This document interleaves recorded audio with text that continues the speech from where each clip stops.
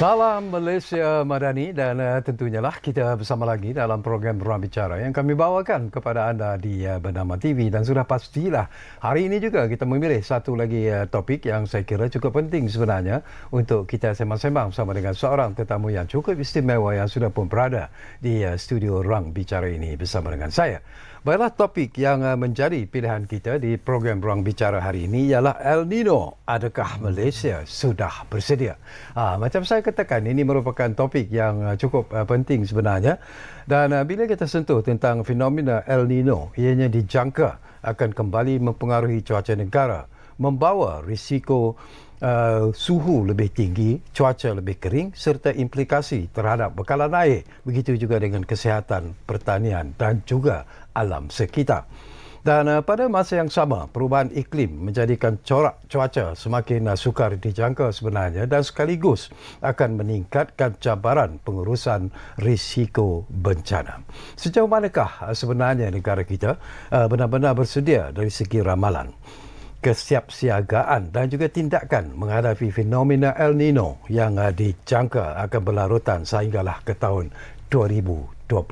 Inilah sebenarnya perkara yang ingin kita dapat perincian daripada tetamu yang sudah pun berada di studio bersama dengan saya. Kita ingin mengucapkan jutaan terima kasih dan selamat datang buat pertama kalinya kepada yang berbahagia Dr. Muhammad Hisham Muhammad Hanif yang merupakan Ketua Pengarah Jabatan Meteorologi Malaysia ataupun Met Malaysia. Jadi doktor, apa khabar? Alhamdulillah. Sihat ya? Alhamdulillah. Datuk pun nampak sihat ni. Alhamdulillah. Tapi saya bagi pihak Met Malaysia, saya ucapkan terima kasihlah kepada pihak bernama kerana sudi menjemput kami untuk memberi, kita kata, sedikit pencerahan berkenaan apa El Nino ni, apa kesan kepada negara dan apa yang perlu kita lakukanlah sebagai rakyat. Bila doktor sebut tentang persoalan itu, barangkali itu yang seharusnya menjadi permulaan kita. Apa yang dimaksudkan dengan El Nino dalam bahasa yang mudah, supaya penonton kita, rakyat Malaysia yang mungkin berkesempatan bersama kita ketika ini di program Ruang Bicara ini juga ingin tahu apakah yang dimaksudkan dengan fenomena El Nino itu sebenarnya. Okey, El Nino ni sebenarnya bukannya bahasa kita kata, bukan bahasa Melayu. Okey. Dia adalah bahasa Sepanyol. El Nino, kalau nak sebut sebutan yang betul tu El Nino, sebab N dia tu, N ada tilda dekat atas tu. Jadi bunyi dia lain sikit lah, kita kata. Dan bila kita cerita pasal El Nino ni, dia bukannya isu di Malaysia sebenarnya. Dia adalah isu global. Dan benda ni telah kita kata orang dulu-dulu dah nampak 200-300 tahun dulu. Memang benda dah lama diperhatikan. Dan yang menariknya, yang siapa yang perhatikan dia bukannya saintis, tapi nya orang-orang nelayan, biasa, petani. Sebab macam nelayan ni di Peru lah saya cerita ni. Peru ni jauh ni. Di sebelah, kita kata, timur Lautan Pasifik. Di benua Amerika Latin tu, di pantai luar Peru tu, dia punya air laut bila El Nino ni datang ni, dia jadi panas air laut dia. Suhu di permukaan laut tu panas sebab aliran daripada aliran laut daripada bawah, daripada tempat lain dan sebagainya menumpuk di situ, membawa suhu yang panas air yang panas. Jadi bila mereka keluar ke laut dan mereka dapati kenapa ikan tak ada? Sebab ikan tak suka tempat yang panas sebenarnya. Jadi dia pergi tempat lain yang lebih sejuk. Jadi mereka kata sini dia tengok 2-3 tahun sekali dia berulang. Benda ni berulang. Jadi dia panggillah benda ni El Nino. Maksud dia anak lelaki, dia kata. Dia ada lawan dia lah. Kalau anak lelaki ada anak perempuan. La Nina. Kalau dia ada anak perempuan ni. Jadi La Nina pula dia terbalik. Dia jadi sejuk di situ.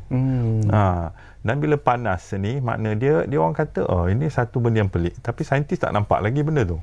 Jadi di sebalik dunia lain pula, kita kata di India. Di India pula dia petani. Bila musim monsun, kita kata monsun barat daya macam kita alami sekarang ni, di India ni sebenarnya musim hujan di tempat mereka. Tapi bila mana kita kata musim hujan tu tak datang, jadi tak memberi hujan yang cukup, jadi hasil pertanian pun kurang. Jadi pada dia, kenapa jadi macam ni? Jadi mereka pun ketika zaman British di mana menakluki India, menakluki Malaysia dan sebagainya. Jadi masa di India tu ada satu saintis ni, dia membuat kajian lah kenapa jadi macam ni. So dia nampak lah, dia tengok daripada peta di dunia ni, peta cuaca dunia ni, dia nampak ada yang pelik. Itu yang kita kata, yang dipanggil sebagai ayunan selatan, Southern Oscillation. Ayunan selatan ni sebenarnya berlaku antara tekanan udara di Darwin dan juga di Tahiti. Ni di laut ni, kawasan laut. Darwin di Australia dan Tahiti di tengah laut di Pasifik tu. Dia nampak ada berbolak-balik lah. Tekanan tinggi, tekanan rendah. Lepas tu dah kemudian ni kita tahun 80-an kita mengalami fenomena El Nino yang sangat kuat. Tahun 82, 83. Lepas tu tahun 86, 88 ada lagi El Nino, tapi bukan yang kuat lah. Yang ni yang sederhana kita kata. Dan bila dia kata, kenapa kerap sangat apa benda ni? Betul saintis berbondong-bondong lah kita kata nak membuat kajian. Daripada kajian daripada kajian tu lah baru timbul sekarang ni apa yang kita perhatikan lah. Dalam dunia kajian memang fenomena El Nino ni antara yang paling banyak dikaji oleh para saintis. Walaupun dah banyak dikaji, tapi masih banyak lagi teka-teki. Kita tak tahu keseluruhan apa sebenarnya yang mengakibatkan dia. Dia kata antara ayam dengan telur. Siapa yang keluar dulu? Ayam dulu ke telur dulu? Dia El Nino pun sama. Dia kata sama ada air laut dulu ke ataupun keadaan atmosfera dia yang menyebabkan El Nino ni terbentuk. Jadi itulah El Nino-nya yang kita fahami sehingga kini. Bila doktor sebut tentang persoalan ini, kajian yang belum lagi sebenarnya dapat memastikan apa yang sebenarnya punca berlakunya fenomena El Nino ini. Tapi bagaimana Met Malaysia sendiri meramal bahawa fenomena El Nino ini, dan sejauh manakah ketepatan ramalan tersebut mengatakan bahawa negara kita juga sebenarnya mungkin akan menghadapi fenomena ini? Sebenarnya kita mengalami kesan daripada kita dapat tempias daripada apa yang berlaku di Lautan Pasifik tu. Sebab dia sebenarnya bila kita kata keadaan laut tu suhu dia berubah, jadi udara pun berubah. Jadi sepatutnya udara kita kata menumpu di negara kita. Bila udara menumpu ni, dia akan bawa hujan lah. Jadi sekarang ni bila sana panas, udara menumpu di sana. Itu yang kita kata bila menumpu di sana tu hujan banyak di sebelah Lautan Pasifik Timur, di Peru dan beberapa negara lain. Tapi pada masa yang sama kita menerima di sebaliknya. Kita tak menerima hujan yang banyak sebagaimana biasalah. Itu yang berlakulah. Dan bila kita kata macam mana kita memantau, sebenarnya kita tak ada keupayaan. Malaysia tak ada keupayaan untuk memantau, cuma kita berharap kepada negara-negara maju. Pusat-pusat pengajian, pusat-pusat pendidikan yang besar-besar macam di Amerika Syarikat, di Eropah, di Jepun, di China, mereka meletakkan alat-alat mereka di Lautan Pasifik untuk mengesan. Untuk mencerap perubahan suhu laut. Tu banyaklah sepanjang di laut sebelah tengah dan timur Pasifik tu banyak alat-alatnya. Jadi bila mereka dapat bacaan, dia berkongsi maklumat dengan kita. So dalam dunia meteorologi ni, semua maklumat kita kongsi bersama sebab bila kita sebut pasal cuaca ni, dia tak ada sempadan. Jadi kita kena langgar semua. Dia seamless. Kita kena tahu semua maklumat untuk kita pelajari apa yang sebenarnya berlaku. Dari maklumat yang diterima oleh pihak Met Malaysia sendiri, mungkin apakah sebenarnya perbezaan cuaca yang biasanya akan dirasai oleh rakyat Malaysia apabila fenomena El Nino ini berlaku berbanding dengan keadaan cuaca biasa? Itu macam saya sebutkan tadi, bila keadaan El Nino ni, maknanya dia pergerakan angin akan berubah. Sebab kawasan tu dah jadi panas, sepatutnya tak panas, dia jadi panas. Bila panas, maknanya pergerakan angin akan ke arah udara yang panas. Kan kita belajar sains, kalau air kopi ada dalam cawan panas, tu udara menaik. Itu macam itulah yang berlaku. Maknanya dia udara bergerak, panas dia akan menaik. Bila menaik akan hasilkan banyak awan hujan dan sebagainya di kawasan tu. Bila dah hujan, udara ni bergerak kat atas atmosfera atas ni, datang kat kita yang kering. Yang kering jadi kita cuaca kita agak kering, agak panas lah. Cumanya bila kita sebut El Nino ni, kesan dia bukannya sepanjang tempoh El Nino tu akan berlaku keadaan sedemikian. Cumanya ada yang salah faham lah. Macam sekarang kata El Nino patut tak hujan. Tapi kenapa kita hari-hari hujan, dia kata. Tapi itulah saya nak bagi tahu kat sini, yang El Nino ni kesan dia biasanya akan kita nampak pada hujung tahun nanti. Bila dah sampai dia kemuncak. Kemuncak dia memang El Nino, dia bermula tengah tahun. Dia akan beransur-ansur, dia proses dia perlahan. Beransur-ansur akan sampai kemuncak pada hujung tahun. Tapi walaupun prosesnya perlahan, tetapi apakah impak ataupun kesannya itu sebenarnya adalah sesuatu yang serius sebenarnya dan perlu diawasi sebenarnya. Bukan oleh Met Malaysia, tetapi secara keseluruhannya rakyat Malaysia. Betul. Jadi makna dia dari segi kita kata proses berlakunya dia nak sampai kemuncak tu pada hujung tahun atau awal tahun depan, kami terus memberi maklumat berkenaan dengan status apa keadaannya sekarang, dan pada masa yang sama kita mintalah supaya berjaga-jaga, sebab ini ramalan semata-mata, sebab kita tak nampak lagi 6 bulan ke depan ni cerita ni. Ni bulan 7 Julai, tapi hujung tahun ni bulan 12, bulan 1, bulan 2 tahun depan ni kita kata baru nak sampai ke puncak yang kata yang sangat kuat tu, yang super tu. Jadi benda ni berdasarkan ramalan semata-mata, berdasarkan daripada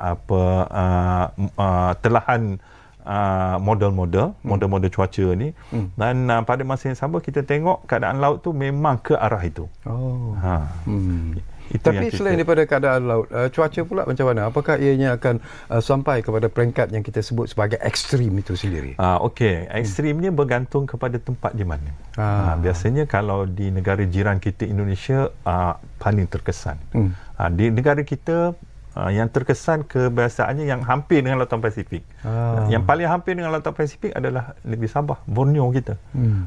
Biasanya di Sabah tu kesan dia paling signifikan lah berbanding dengan kawasan lain. Tapi pada masa yang sama di Semenanjung juga ada kesannya juga. Sebab setiap kali episod El Nino ni berlaku, sebenarnya kesan dia tak sama. Dia ada El Nino yang lemah, ada El Nino yang sederhana, ada yang kuat, ada yang sangat kuat. Nah, ini semua bergantung kepada suhu di laut tu. Sebab dia ada dia punya bacaan-bacaan dia. Kalau terlalu tinggi akan sangat kuat lah. Kalau tinggi sikit je lemah lah dia kata. Cuma kesan dia ni El Nino yang sama ada yang lemah, yang sederhana ataupun yang kuat atau sangat kuat ni, kesan dia sangat berbeza. Dia unik setiap event tu. Sebab tu bila ada macam profesor saya sendiri, saya belajar di United States, di Amerika Syarikat, dan dia memang mengkaji berkenaan dengan El Nino ni. Dia tengok El Nino ni, kita tengok El Nino sebagai El Nino satu benda je. Macam dia ni, dia mengkaji dari segi corak macam mana suhu di laut tu panas. Ada yang panas sebelah sini, ada panas sebelah sini sikit, ada panas. Jadi dia memberi, kita kata dia membahagikan El Nino ni kepada 8 keadaan. 8 situasi. Mungkin situasi sama akan bagi kesan sangat buruk. Kita tak pergi detail macam tu. Tapi dia masih lagi dalam kajian dia, bendanya belum keluar lagi. Jadi kita kena tunggu lagi lah dia mengumpul data-data ni, sebab memang benda ni benda yang lama. Setiap tahun bukan El Nino boleh berlaku. El Nino ni setiap 2 ke 7 tahun sekali. Kalau begitulah bentuk kajian yang dibuat dan juga dirasai oleh Met Malaysia sendiri. Kenapa sebenarnya tidak ada satu tindakan ataupun satu perkara yang dilakukan dalam usaha untuk, selain daripada kajian, apakah doktor merasakan bahawa masanya sudah sampai di mana kita juga mungkin perlu menghantar pakar-pakar kita ke Amerika Syarikat untuk mengkaji, sama-sama duduk bersama dengan mereka mengkaji tentang punca berlakunya El Nino dan bagaimana untuk menghadapi situasi ini? Yalah, itu saya kata, kalau kita masa di awal kita kata dunia kenal El Nino ni masa tahun 80-an dulu, kebanyakan saintis memang daripada barat lah kita kata. Cumanya kemudian lepas pada tu baru kita ada saintis di negara kita sendiri di tahun 90-an, di hujung 90-an, bila mana satu lagi El Nino kuat berlaku tahun 97-98. Pada masa tu memang jerubu sangat teruk berlaku daripada rentas sepadan negara jiran kita tu. Dan pada masa yang sama pada tahun 98 tu, masa El Nino yang sangat kuat tu, negara kita merekodkan suhu yang pada sampai ketika ini adalah suhu paling tinggi di negara kita. 40.1 darjah Celsius yang kita rekodkan pada 9 April tahun 98 tu. Itu adalah rekod suhu tertinggi kita yang kita pernah alami sepanjang tempoh yang kita cerap ni lah, cuaca ni. Dan sebabnya kesan daripada El Nino kuat yang berlaku pada ketika itulah. Ya, saya nak kongsi sedikit daripada pengalaman doktor sendirilah. Kebelakangan ini ialah terutamanya di Eropah sendiri. Kalau kita pergi ke London, ke Paris dan ialah negara-negara sekitar Eropah itu sendiri, cuacanya amat panas dan ianya merupakan satu fenomena yang dianggap sebagai luar biasa sebenarnya kepada rakyat mereka. Apakah ini juga sebenarnya indikasi El Nino ataupun ada sebab-sebab lain sebenarnya? Okey, kalau kita tengok mungkin kesan El Nino kuat pada tahun 90-an dulu, kita kata tahun 80-an dulu, mungkin apa yang bakal kita alami ni akan berbeza. Sebab apa saya cakap macam tu? Sebab daripada data-data yang kita ada lah, kita kata kita tengok yang suhu kita saban tahun semakin meningkat. Disebabkan oleh sekarang ni perubahan iklim, pemanasan global. Jadi kalau kita rekodkan suhu, kita analisiskan suhu di Malaysia ni daripada tahun 80-an sampai ke sekarang ni, setiap dekad kita kata setiap 10 tahun berlaku peningkatan suhu 0.19 darjah Celsius, maksudnya lebih kurang 0.2 darjah. So maknanya dia daripada 80-an sampai ke sekarang ni dah hampir 50 tahun ni, dah 45 tahun, 46 tahun, maknanya dia dah mungkin dalam 1 darjah Celsius lebih tinggi berbanding 80-an dulu. Itu daripada kesan pemanasan global. Tapi pada masa yang sama, bila El Nino berlaku, dia memang meningkatkan lagi suhu. Dan daripada analisis yang kita buat, setiap kali berlaku El Nino kuat, suhu memang akan meningkat sehingga 0.7 darjah Celsius. Lebih tinggi daripada kebiasaan. Ya. Jadi kita ada perubahan iklim, pemanasan global, kita ada El Nino yang ini bersekali apa akan jadi? Spike makin tinggi. Itu saya percayalah kalau betul El Nino kali ni yang dijangka akan menghasilkan El Nino yang sangat kuat ni, yang suhu yang paling tinggi kita akan jumpa, akan mungkin boleh mengatasi apa yang kita alami pada 98 tu. 2027 awal tahun, sekitar mungkin bulan 3, bulan 4 atau bulan 5, kita akan tengok suhu tu akan melonjak. Okey, kita akan sambung lagi doktor, tapi seperti biasalah kita ada arah untuk berehat dulu buat seketika, nak beri ruang peluanglah kepada doktor meneguk minuman yang kami sediakan. Dan saya ingatkan juga kepada anda yang mungkin berkesempatan ketika ini bersama kami di program Ruang Bicara ini, kami lalukan jugalah kalau anda juga mungkin ada persoalan-persoalan penting dan menarik yang mungkin ingin anda kongsikan bersama dengan tetamu saya di studio. Jadi seperti biasalah kami menyediakan talian sebenarnya seperti biasa kepada anda di 0326979768. Gunakanlah kesempatan ini kerana mungkin anda juga ada persoalan-persoalan penting dan menarik yang mungkin ingin anda kongsikan bersama dengan tetamu saya di studio. Kita rehat dulu, tapi anda jangan ke mana-mana. Kembali semula sebentar saja lagi bersama kami, Ruang Bicara, tentunya di Bernama TV. Kita jumpa lagi selepas ini.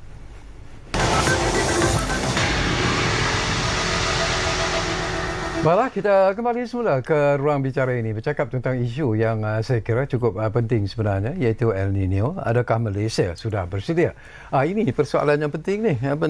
Dr. Muhammad Hisham? Are we ready sebenarnya to face the situation sekiranya benar-benar berlaku El Nino menyerang negara kita pada tahun 2027 ini? So kalau nak kata bersedia tu, kita bukan kali pertama nak mengalaminya. Kita dah pernah alami dia sejak kalau tahu daripada tahun 80-an dulu, dah kita kata dah kalau El Nino kuat ni dah 5 kali kita alami. Tahun 82, 83, tahun 86, 88, 97, 98, 2015, 2016, 2023, 2024 pun kita alami El Nino kuat.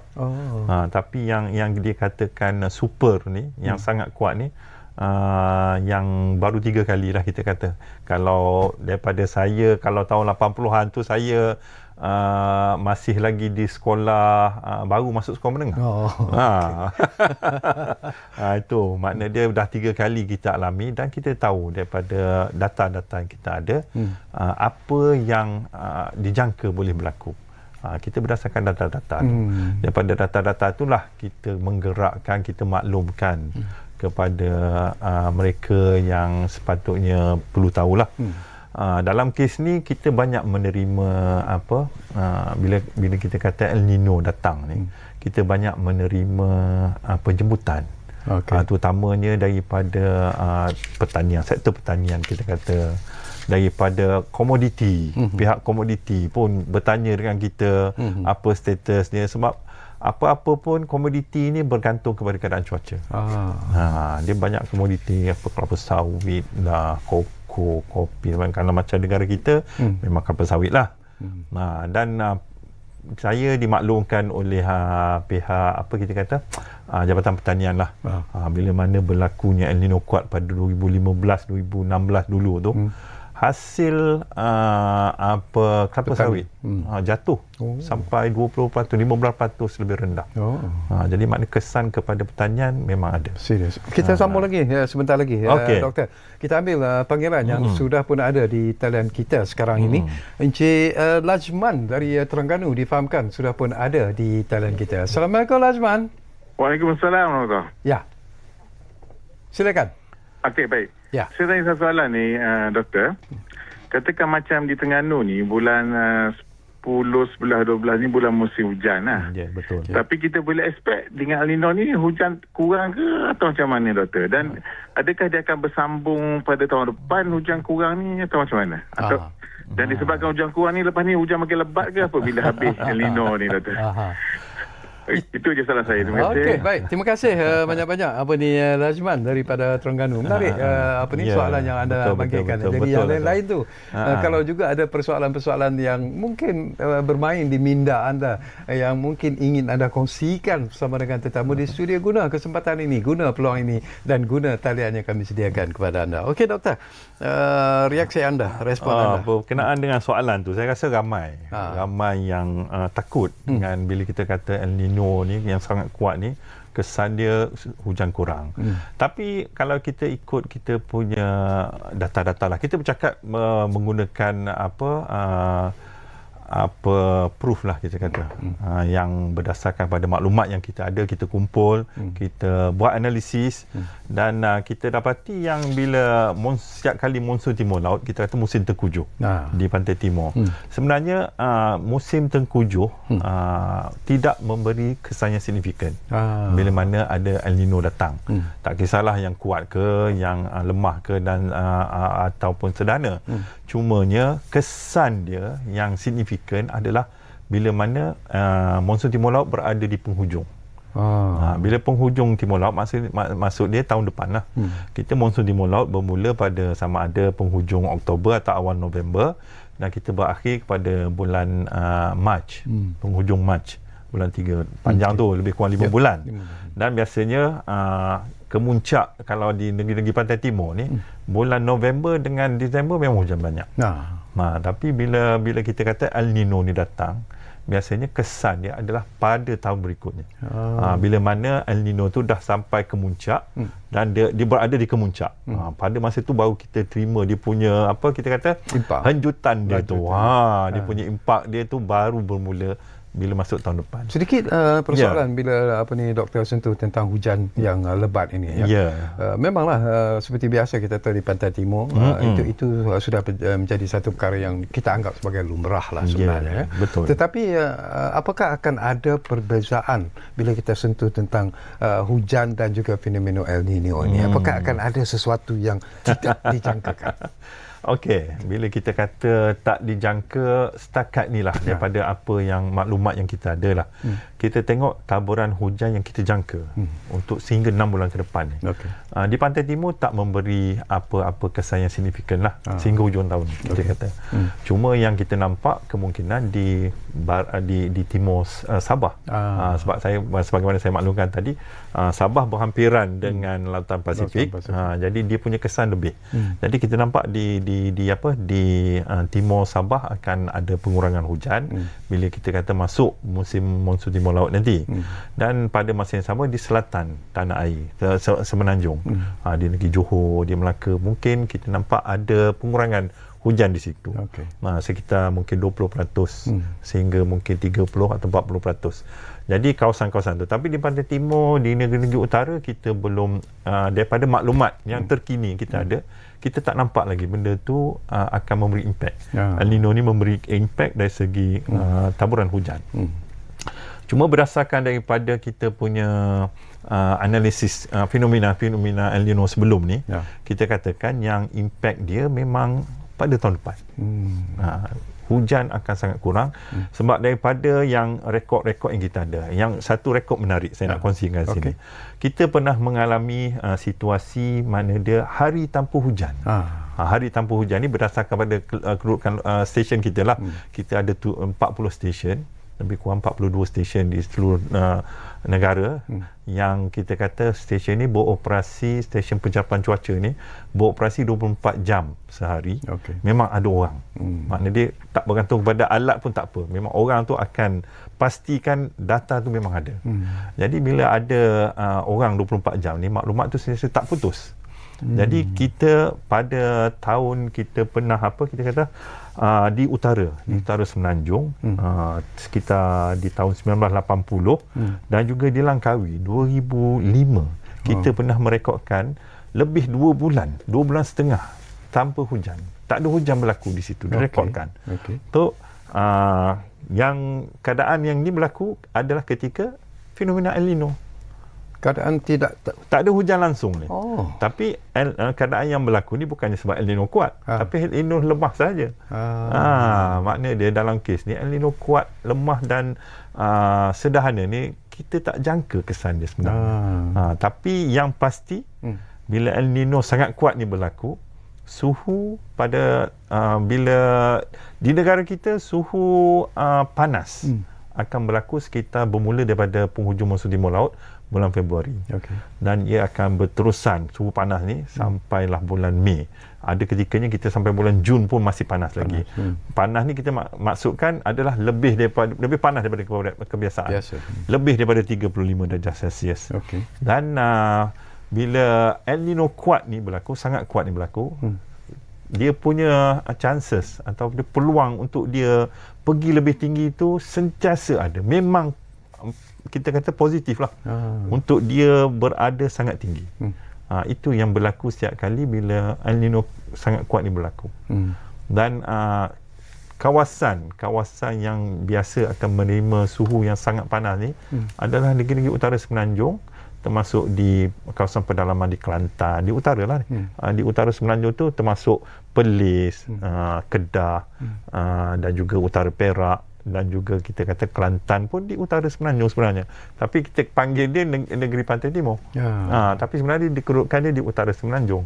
Dan juga sebahagian daripada di pedalaman di Pahang pun akan menerima suhu yang panas. Ini adalah berdasarkan rekod. Memang itu yang kita cerap setiap kali bila berlaku El Nino sangat kuat. Dalam bahasa yang lebih jelas lah, bila you sebut tentang cuaca yang amat panas disebabkan tidak ada hujan yang turun. Jadi yang mana satu sebenarnya yang membawa impak atau kesan? Awal tadi kita sebut bahawa El Nino akan membawa keadaan hujan yang kurang. Itulah menjadi punca sebenarnya kepada cuaca yang meningkat. Selain daripada itu, apa lagi kesan-kesan ataupun yang mungkin perlu diberi perhatian oleh rakyat Malaysia dalam menghadapi situasi yang mungkin sedikit berbeza daripada apa yang mereka hadapi sekarang ini? Yang pastinya bila air kurang, hujan kurang, banyak dia punya kesan dia sebenarnya. Dari segi pertanian. Itu satu. Dari segi kita kata dari segi takungan air di empangan. Itu masalah. Itu kena jaga. Dan pada masa yang sama kebakaran mudah berlaku. Kawasan hutan, kawasan semak, dan bukan saja di negara kita tapi juga di negara jiran kita pun mudah terbakar. Jadi isu dia sekarang ni bila mana kita kata musim monsun barat daya. Mana angin bertiup daripada negara jiran kita Indonesia ni ke arah negara kita. Kalau berlaku kita kata kebakaran di sana. Itu semestinya akan membawa asap-asap ke negara kita lah. Itu kalau anda kata berlaku. Tapi setiap kali bila musim monsun musim fenomena El Nino kuat ni berlaku, memang itulah yang berlaku. Kita kata mudah terbakar di mana-mana, termasuk negara kita, negara jiran kita. Dan kalau tidak dikawal, kalau dikawal okey, tak ada masalah. Maknanya asap tu sebelum dia jadi membesar, kita padamkan dulu, dia tak dia jadi masalah. Dari aspek kesihatan macam mana, Dr.? Pada musim inilah kita kata kalau jerubu, ramai yang akan kena sesak nafas dan sebagainya. Kita berkolaborasi dengan pihak KKM, kita ada Kementerian Kesihatan, dan mereka pun sedang menunggulah, kita kata menanti keadaan cuaca yang panas ni, dijangka panas ni, dan kita cuba bantu mereka memberi maklumat-maklumat suhu yang kita cerap di seluruh negara ni, kita bagi kepada mereka untuk mereka buat analisis, tengok apa kaitan dia dengan tahap kesihatan rakyat Malaysia. So memang dikata bila musim panas memang ramai hospital akan penuh. Ramai orang. Dia musim jerubu pun sama. Pada masa yang sama bila musim panas sebenarnya ada lagi impak lain sebenarnya. Denggi dan sebagainya, nyamuk membiak, itu banyak kesan. Bila kita kata panas. Cuaca panas, air kurang, kita pun tak selesa, pada masa yang sama bil akan tinggi. Bil elektrik akan tinggi. Pihak Tenaga Nasional Berhad memang sentiasa minta kita punya nasihat, minta unjuran, nak tanya sebab dia orang nak bersedia ni. Nak bersedia bekalan tenaga ni, bila suhu akan tinggi, mereka dah nak kena pastikan cukup bekalan tenaga untuk semua rakyat Malaysia. Untuk buka aircon ni, kita kata rumah masing-masing akan buka aircon bila musim panas ni.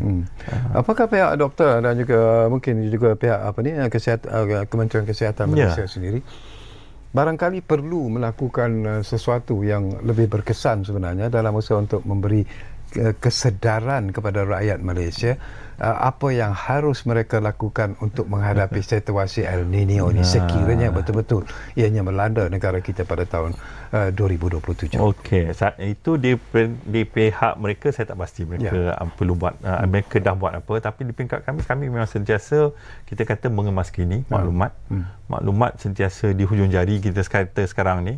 Sentiasa ada maklumat baharu kita kongsi, sama ada dalam di laman sosial kita, di laman sesawang kita, ataupun di dalam mesyuarat-mesyuarat peringkat tertinggi di peringkat daerah, di peringkat negeri, di peringkat kebangsaan.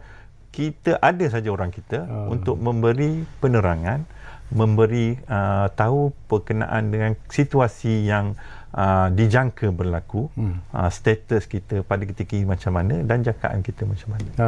Itu peranan Bank Malaysia, memang kita berada di hampir ke semua kita kata jatuhkuasa pengurusan bencana. Kita cuba memaklumkan kepada mereka ini yang akan berlaku, tindakan mereka akan laksanakan apa yang sepatutnya. Okey, bila doktor sebut tentang isu ini pun saya terfikir satu soalan juga dah. Kalaulah fenomena El Nino ini dikatakan akan berterusan dan berpanjangan sehingga tahun 2027. Apakah ini bermakna lah daripada jangkaan Met Malaysia sendiri, hujan lebat tidak lagi akan berlaku secara berterusan, dan juga menjelang monsun timur laut yang akan datang ini pun tidak akan membawa hujan seperti apa yang kita mahukan. Kalau kita bercerita pasal jangka hayat El Nino tu sendiri. Kadang-kadang El Nino ni dia singkat saja 6 bulan. Kalau makna dia kalau dah bermula, sekarang ni El Nino dah bermula sejak bulan lepas. Kita kata. Dan jadi kalau 6 bulan mungkin paling cepat dia akan berakhir pada hujung tahun ni ataupun awal tahun depan.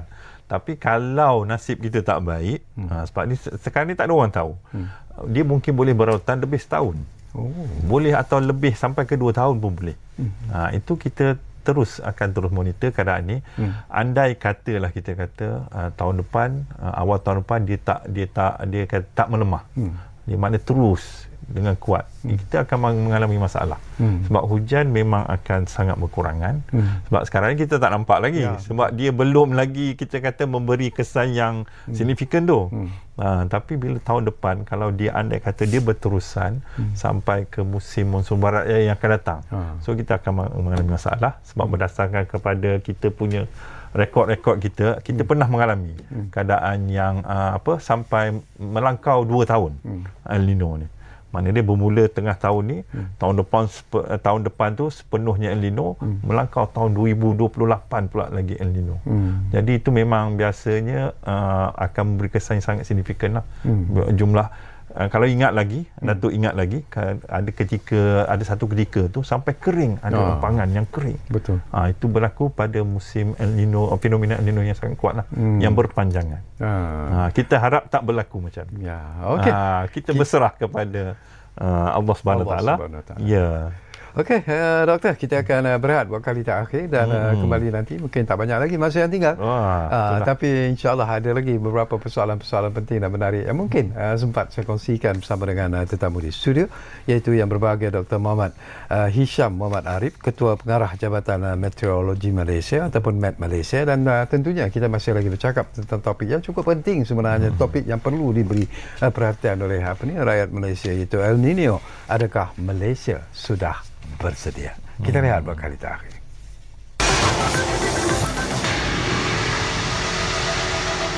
Baiklah, terima kasih banyak-banyak sebenarnya kalau anda masih lagi menumpukan perhatian bersama kami di program Ruang Bicara ini. Kita hampir-hampir di penghujung sebenarnya, tetapi insya-Allah ada lagi beberapa perkara-perkara menarik yang ingin saya kongsikan bersama dengan tetamu di studio, iaitu Dr. Muhammad Hisham Muhammad Arif yang merupakan Ketua Pengarah Jabatan Meteorologi Malaysia ataupun MET Malaysia. El Nino, adakah Malaysia sudah bersedia? Okey, bila kita sebut tentang adakah Malaysia sudah bersedia, sebenarnya mungkin kita juga sebagai rakyat Malaysia yang looking forward, sama ada kita suka ataupun tidak menghadapi situasi yang mungkin akan berlaku ini.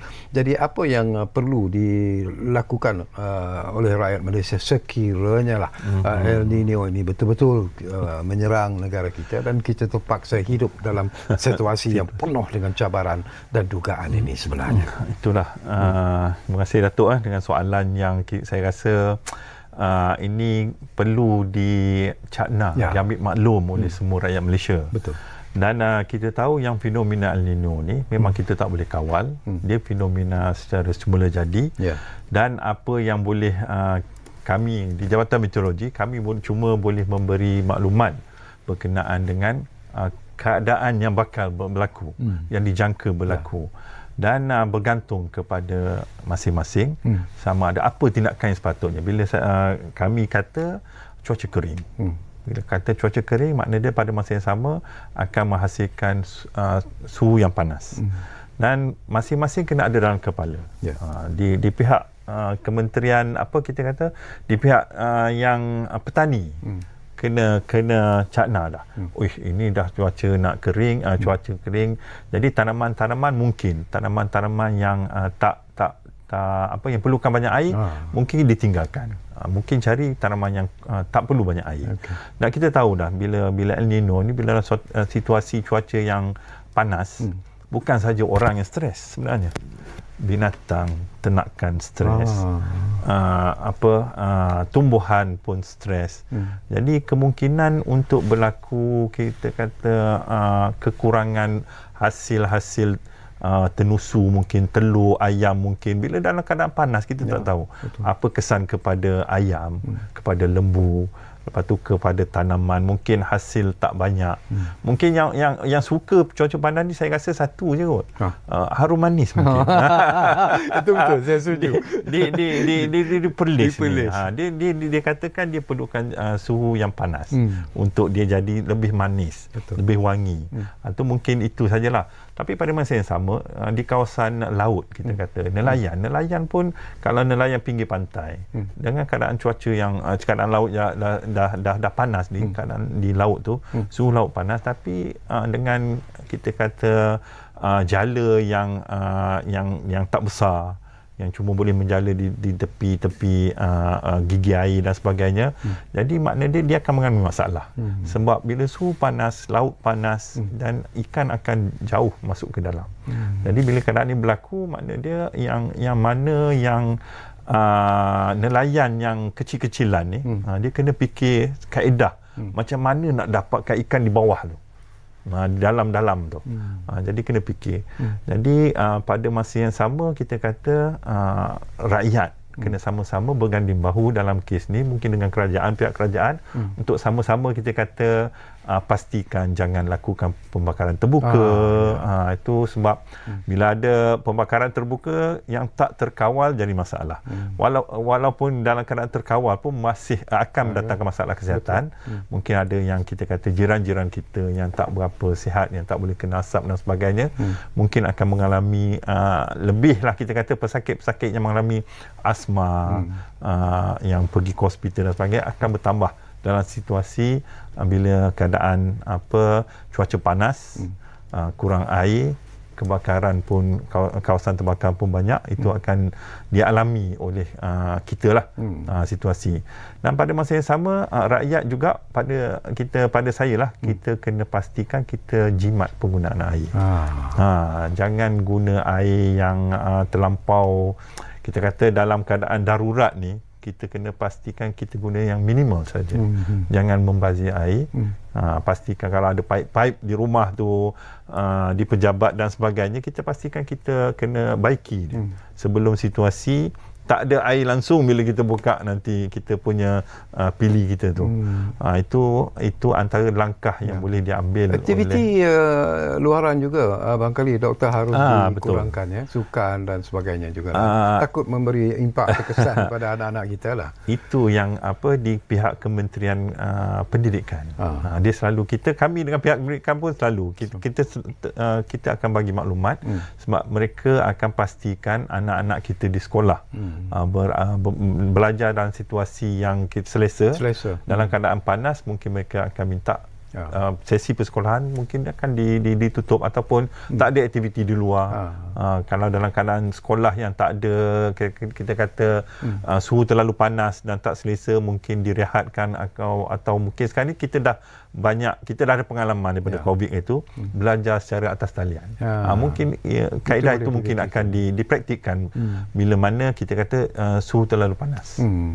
Saya terfikir satu juga doktor, ya, bila kita sebut tentang persoalan ini, apa yang mungkin kalau benar-benar El Nino ini berlaku, kita terpaksa menghadapi situasi ini penuh dengan cabaran sebenarnya. Betul. Tetapi apakah doktor merasakan bahawa antara kesan yang mungkin membimbangkan kita ialah di sektor pertanian sendiri, mereka yang mengerjakan sawah padi khususnya lah. Apakah ini juga satu perkara yang perlu sebenarnya dilihat secara serius dan difikirkan bagaimana sebenarnya usaha-usaha untuk mengatasi masalah sekiranya ianya berlaku?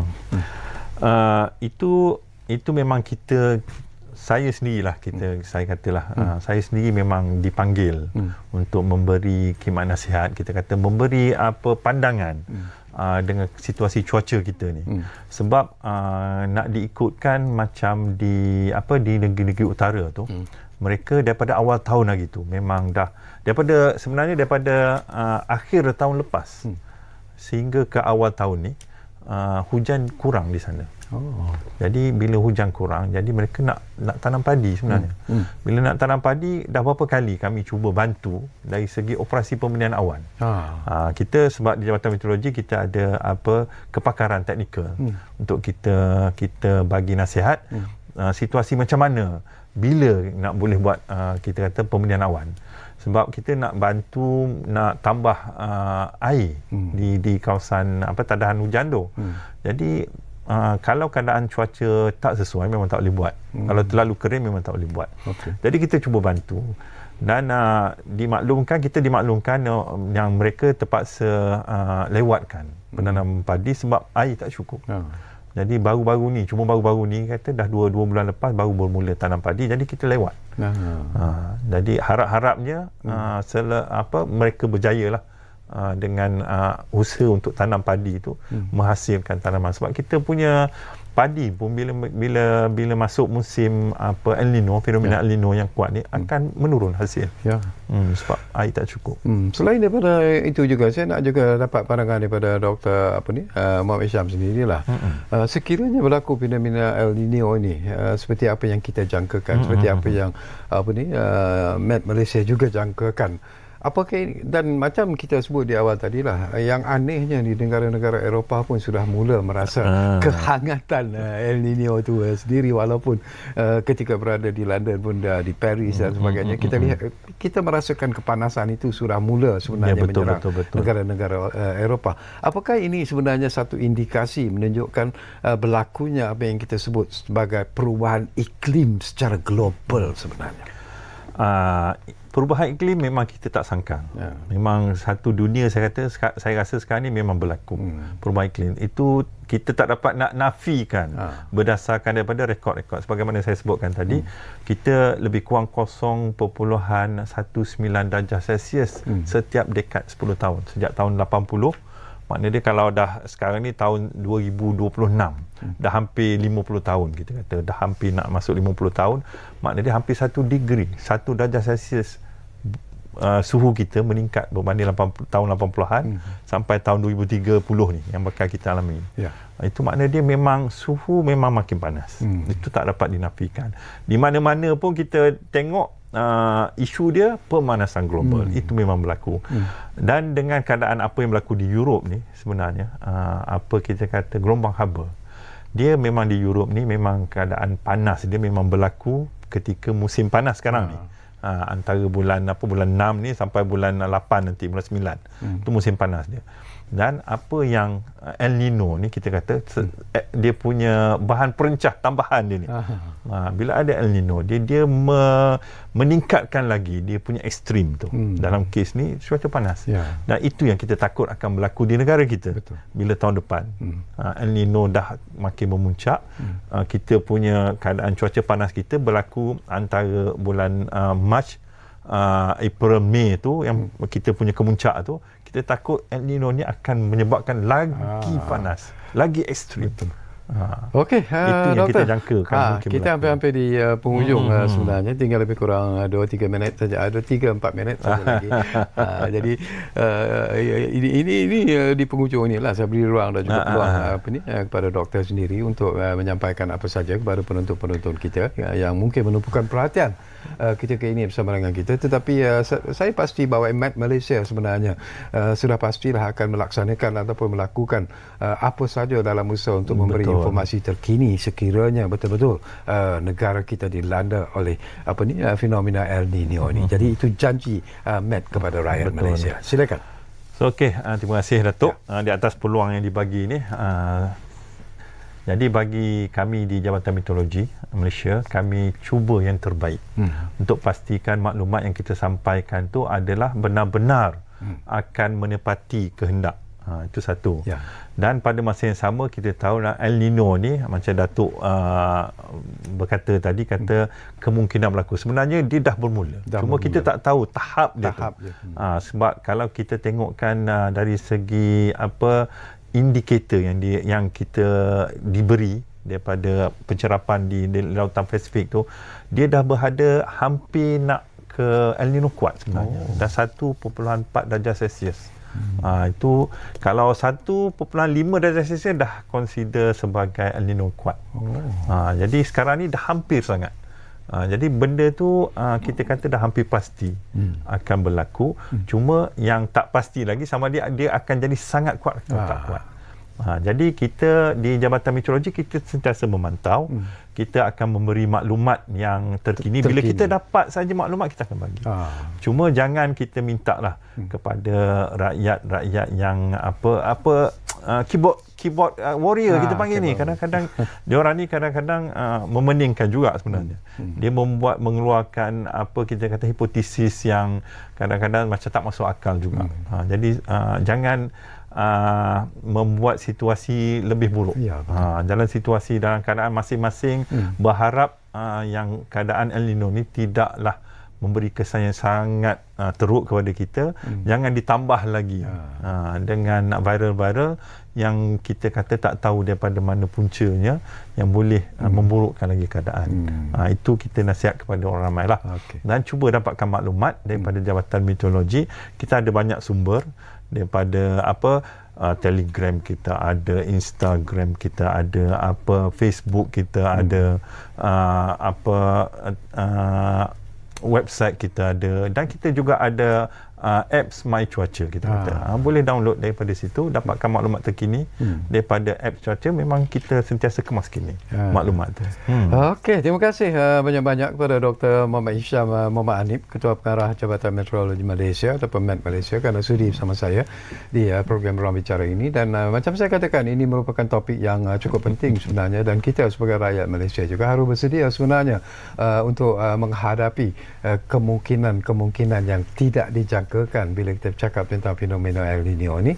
Tetapi seperti yang disebut oleh Dr. Muhammad Hisham sendiri, Met Malaysia akan sentiasa memberikan informasi-informasi terkini, dan sudah pastilah kita juga sebenarnya mendoakan mungkin ianya tidak akan membawa sesuatu yang mungkin akan memberikan akibat-akibat yang cukup menakutkan kita sebenarnya. Tetapi kekuatan yang ada dalam diri kita itu harus dijadikan sebagai senjata sebenarnya untuk menghadapi, kerana kita menganggap apa saja yang berlaku itu sebenarnya adalah dugaan sebenarnya daripada Allah, dan sudah pastilah kita sebagai umatnya akan menghadapi apa saja dugaan yang mungkin akan diterima ekoran daripada apa yang kita sebut sebagai fenomena El Nino ini. Itu kekuatan kita sebagai rakyat Malaysia. Terima kasih tentunya kepada anda menumpukan perhatian bersama kami di Ruang Bicara ini, dan jangan lupa seperti yang selalu kami janjikan kepada anda yang sentiasa kami tepati, Ruang Bicara pastinya akan terus berbicara bersama anda dari masa ke semasa. Kita jumpa lagi. Assalamualaikum.